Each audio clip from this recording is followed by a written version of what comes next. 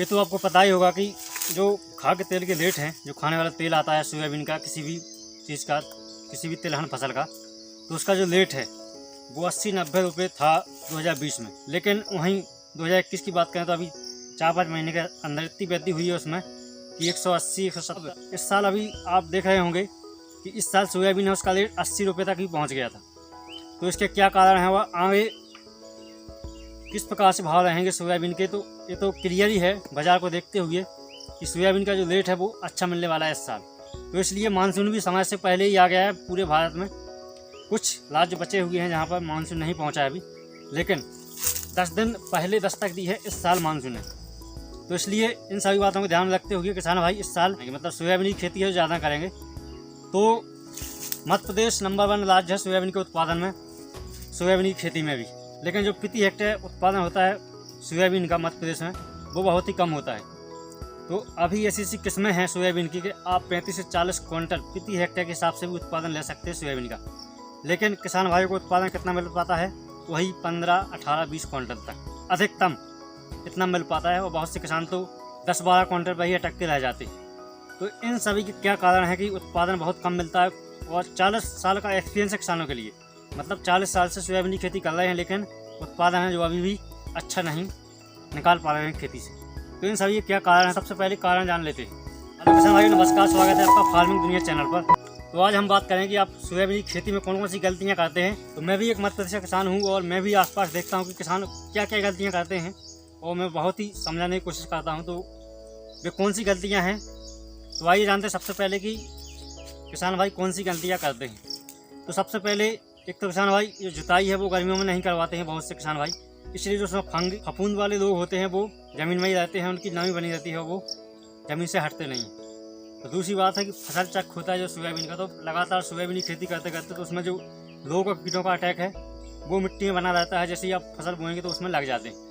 तो एक कारण तो ये हो गया। और अगला कारण ये है कि सोयाबीन की खेती करते समय बीज और खाद किसान भाई एक साथ बो देते हैं। तो उससे क्या होता है कि जो सोयाबीन है जो उसका दाना होता है उसका छिकला पतला होता है। तो छिकला पतले होने की वजह से जैसे ही आप खाद और बीज साथ में डालोगे तो उसमें जो रासायनिक क्रिया हो जाती है खाद के साथ में, फर्टिलाइजर के साथ में, तो उससे दाना है वो गल जाता है और जर्मिनेशन कम होता है।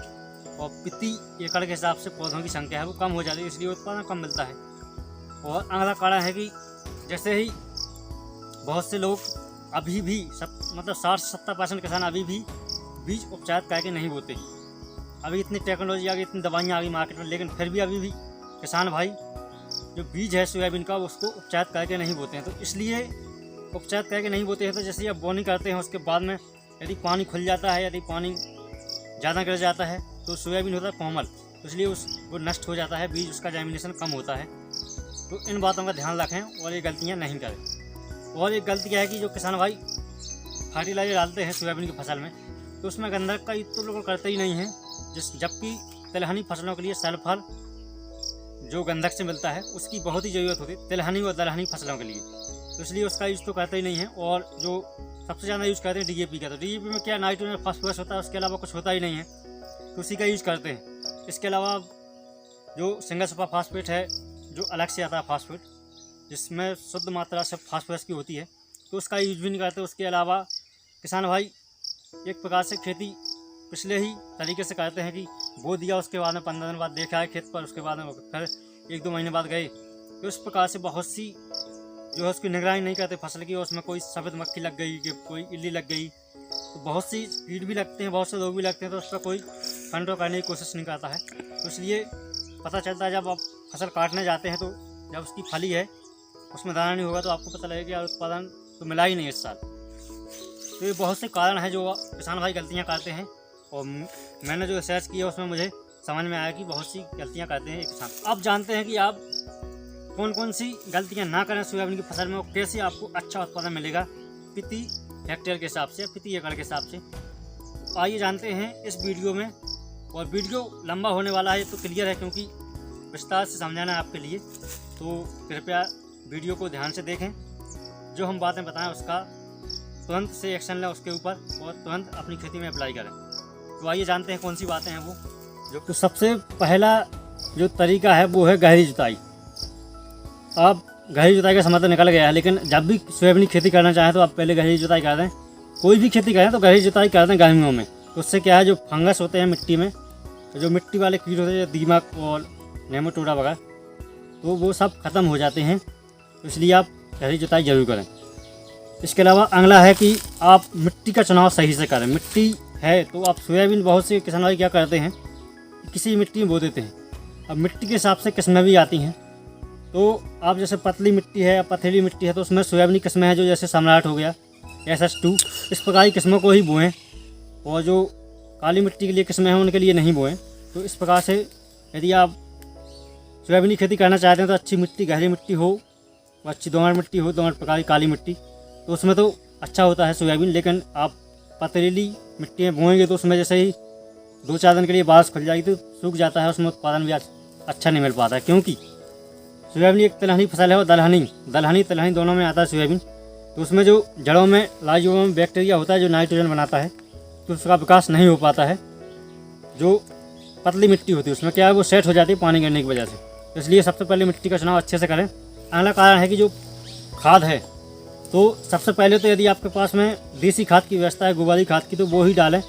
प्रति एकड़ के 2 ट्राली के हिसाब से डाल दें। लेकिन ये सभी किसान भाइयों के लिए मुश्किल काम है, क्योंकि इसमें खर्चा ज़्यादा होता है देसी खाद में। तो आप क्या कर सकते हैं, जैविक खाद ले सकते हैं, या फिर आप फर्टिलाइजर यूज़ करेंगे तो उसमें आपके लिए सिर्फ DAP नहीं डालना है। क्योंकि हमारे यहाँ किसान भाई क्या करते हैं, सिर्फ DAP डाल देते हैं, उसके अलावा कुछ डालते ही नहीं। तो सिर्फ DAP नहीं डालना है, अलग अलग खाद देना है।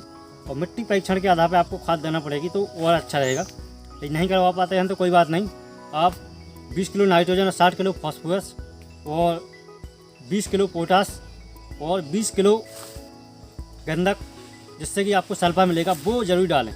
उससे क्या है कि जो सल्फर की मात्रा है वो ज़्यादा आवश्यकता पड़ती है तिलहनी और दलहनी फसलों के लिए, तो वो उसकी मात्रा पूरी हो जाती है फसल में। तो 20 किलो गंधक प्रति एकड़ के हिसाब से अवश्य डालें। इसके अलावा जब तक हो तो DAP कम से कम डाला जाए सोयाबीन में। और सिंगल सुपर फास्फेट है, जो फास्फोरस की मात्रा 60 किलो पूरी करनी है, वो आप सिंगल सुपर फास्फेट ले सकते हैं। उससे क्या है, अच्छा उत्पादन मिलता है सोयाबीन की फसल में। इसके अलावा जैसे ही आप गंधक डालेंगे तो उसमें जो फफूंद वाले लोग हैं वो भी कम लगते हैं, सल्फर की मात्रा ज़्यादा होने मतलब अच्छी होने की वजह से मिट्टी में। तो अगली टिप्स है कि आप जो है किस्में हैं, जो किस्में जरूर अच्छे से चुनें। यदि आप काली मिट्टी या गहरी मिट्टी में लगा रहे हैं तो उसके हिसाब से अलग हैं, अलग अलग राज्यों के हिसाब से, क्योंकि अलग अलग राज्यों में, भारत के अलग अलग राज्यों में मिट्टी अलग अलग है। तो उस हिसाब से किसी विशेषज्ञों ने किस्में भी अलग अलग बनाई हैं। तो कौन सी किस्म कितना उत्पादन देती है, क्या उसमें विशेषताएँ हैं, किन क्षेत्रों के लिए है, यह जानने के लिए आप वीडियो के आई बटन में जो लिंक दिया उस पर क्लिक करके आप देख सकते हैं। वो वीडियो अभी हमने बनाया था, तो आप वो भी देख सकते हैं। इसलिए महत्वपूर्ण टिप्स है कि आप जो बीज है उसका बीज उपचार जरूर करें। आप कोई भी फसल लगाएं तो बीज उपचार जरूर करें, क्योंकि बीज उपचार नहीं करेंगे तो पता नहीं कब भी मौसम ख़राब हो जाए और कौन सा रोग आपकी फसल में लग जाए। क्योंकि बीज आप यदि उपचार कर लेते हैं तो आप निश्चित हो जाते हैं कि ये फंगिसाइड रोग नहीं लगेगा। तो सोयाबीन का बीज उपचार करने के लिए एक UPL की दवा है झेलोरा, उसका उपचार करेंगे तो जैसे बीज होता है वो सभी चीज़ें, कम पानी, ज़्यादा पानी भरना, अधिक नमी, कुछ भी कारण होता है, फंगस अटैक करता है, तो वो सभी उस पर कोई भी इफेक्ट नहीं पड़ता है सोयाबीन के दाने पर। वो अच्छा, उसका जर्मिनेशन अच्छा होता है। इसलिए आप UPL का झेलोरा है जो उससे भी उपचार कर सकते हैं। इसके अलावा यदि वो नहीं मिलता है तो आप 1 ग्राम थायराम और 2 ग्राम कार्बोडेंजिनियम, इसको लेकर के आप प्रति किलो सोयाबीन के बीज के हिसाब से उसको उपचार कर सकते हैं। यदि आप UPL का झेलोरा का इस्तेमाल करते हैं तो उसका डोज है 2 ml प्रति किलो बीज के हिसाब से, उसे मिक्स कर सकते हैं और झेलोरा से आप उपचार करके उसको थोड़ी सी हवा में सुखा लें, उसके बाद में बो सकते हैं। अगली टिप्स है कि जब भी आप खेती करें सोयाबीन की तो उसका जो बीज है और खाद है एक साथ नहीं बोएं, क्योंकि एक साथ बोने से उसका जर्मिनेशन पर इफेक्ट पड़ता है और उसके जो दाने हैं वो पतले छिलके के होते तो वो सड़ जाते हैं खेत में ही। तो इसलिए जो खाद है और बीज है उसको, या आपके पास में सीडल है तो उससे अलग अलग बो सकते हैं। अलग अलग सीडल आते हैं खाद और बीज की, तो छिटका विधि से तो चल जाता है, लेकिन आप सीडल से यदि खेती कर रहे हैं तो उसमें खाद और बीज अलग से बोएं तब सही रहेगा। या छिटका विधि से खाद बो दें और फिर उसके बाद में सीडल से सोयाबीन की खेती कर दें तो ठीक रहेगा। इससे क्या है, दाना और जो खाद है वो पास में नहीं पड़ेगा, तो जर्मिनेशन है उस पर इफेक्ट नहीं पड़ सकता है। अगली महत्वपूर्ण बात है कि आप जब भी मतलब खेती करें सोयाबीन की तो उसमें जो प्री इमरजेंसी हर्बिसाइड होते हैं उसका यूज जरूर करें, क्योंकि उससे जो खरपतवार हैं जल्दी नहीं उगते हैं, और जब तक जो पौधे की ग्रोथ है 15 से 20 दिन में अच्छी हो जाती है नीचे से, क्योंकि छोटी अवस्था में ही उसको जो खरपतवार हैं वो दाब लेंगे फसल के लिए, तो वो ग्रोथ नहीं हो पाती है उसकी।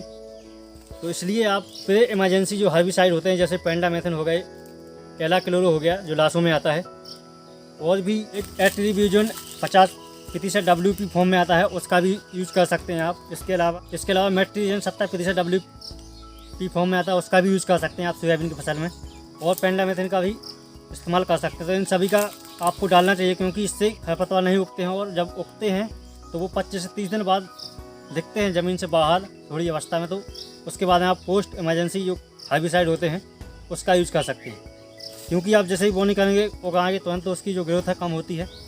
और पोस्ट इमरजेंसी जब भी डालें आप दवाई, जैसे जब खरपतवार उगाते हैं खेत में उसके बाद में दवाई डाली जाती है, तो वो तभी डालें आप उस हर्बिसाइड के लिए, तब सोयाबीन की फसल है 20 से 25 दिन की हो जाए। क्योंकि आप 20 से पहले दिन उसका यूज़ करेंगे तो जो सोयाबीन की फसल है उसमें झटका लग जाता है और उसकी ग्रोथ अच्छी नहीं हो पाती है। तो इसलिए आप उसका इस्तेमाल 20 से 25 दिन के बाद में ही करें। अगली टिप्स है हमारी टोनिक या PGR का स्प्रे। जैसे ही फसल आपकी फूल अवस्था पे आ जाती है, ग्रोथ पे होती, तो उस समय पे आपको किसी भी टोनिक या PGR का स्प्रे जरूर करना चाहिए, क्योंकि लगातार खेती होने की वजह से और सघन खेती होने की वजह से जो पोषक तत्वों की कमी है वो मिट्टी में कम हो गई है। तो इसलिए आप जैसे आप देसी खाद तो या जैविक खाद तो नहीं डाल पाएंगे, तो क्योंकि इसमें ज़्यादा कॉस्ट है। तो जैसे ही आप हर्बिसाइड डाल दें उसके बाद में खेत में पूरा घास है जो मर जाता है, उसके बाद में आप किसी भी PGR का इस्तेमाल मतलब 35 से 40 दिन की अवस्था में, 60 दिन की अवस्था में, जब उस पर फूल आ जाएँ या फूल के पहले ग्रोथ होती है जब पौधे की, तब उस समय पर यदि आप टोनिक या PGR डालेंगे तो उसमें क्या है, जो पोषक तत्व की ज़रूरत होती है पौधे के लिए वो सभी छोटे प्रकार के पोषक तत्व होते हैं, जो माइक्रोन्यूट्रिएंट्स, वो सभी मिल जाते हैं फसलों के लिए और उसकी ग्रोथ अच्छी होती है। तो इसलिए आप इसका स्प्रे जरूर करें, बहुत ही कम खर्चे में हो जाता है इसका स्प्रे। इसके अलावा कभी भी ध्यान रखें कि आप फसल चक्र जरूर करें, क्योंकि फसल चक्र नहीं करेंगे तो यदि आप एक ही खेत में बार बार वही फसल लेंगे तो जो कीट और फफूंद वाले लोग होते हैं उसकी एक प्रकार से घर बन जाता है उस खेत में। तो यदि आप बार बार उसको बदल कर बोएंगे अलग अलग फसल, तो उसमें उत्पादन भी आपको अच्छा मिलेगा, और जो कीट और लोग हैं वो स्थायी नहीं हो पाएंगे आपके खेत में, और वो फसलों में ज़्यादा अटैक नहीं हो पाएगा उसका। और एक बात और है कि आप जब भी फसल बोएं तो उसका जो डिस्टेंस है वो ध्यान रखें, क्योंकि पौधे से पौधे और कतार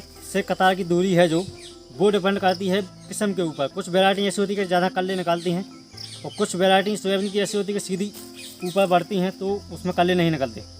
तो इस हिसाब से आपको जो दूरी है वो कतार से कतार मतलब लाइन से लाइन की दूरी 30 से 35 सेंटीमीटर रखनी चाहिए, और पौधे से पौधे की दूरी 10 से 12 सेंटीमीटर के बीच में जो गैप है वो होना चाहिए। तो जो पौधों की संख्या है वो प्रति हेक्टेयर से अच्छी होगी, जो उत्पादन है वो भी आपको प्रति हेक्टेयर के हिसाब से अच्छे से अच्छा मिलेगा। तो किसान भाइयों, इस सभी चीज़ों का ध्यान दें, और यदि आप अच्छा उत्पादन लेना चाहते हैं इस साल नहीं किसी भी साल, तो इन बातों का जरूर ध्यान रखें जब भी आप सोयाबीन की खेती करें।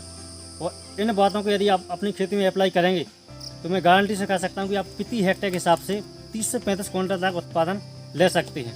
वीडियो अच्छा लगा हो तो लाइक करें, सब्सक्राइब करें चैनल के लिए इसी प्रकार की वीडियो पाने के लिए, और कमेंट जरूर करें कि आपको किस प्रकार के वीडियो चाहिए आने वाले समय में। मिलते हैं अगले वीडियो में, तब तक के लिए राम राम।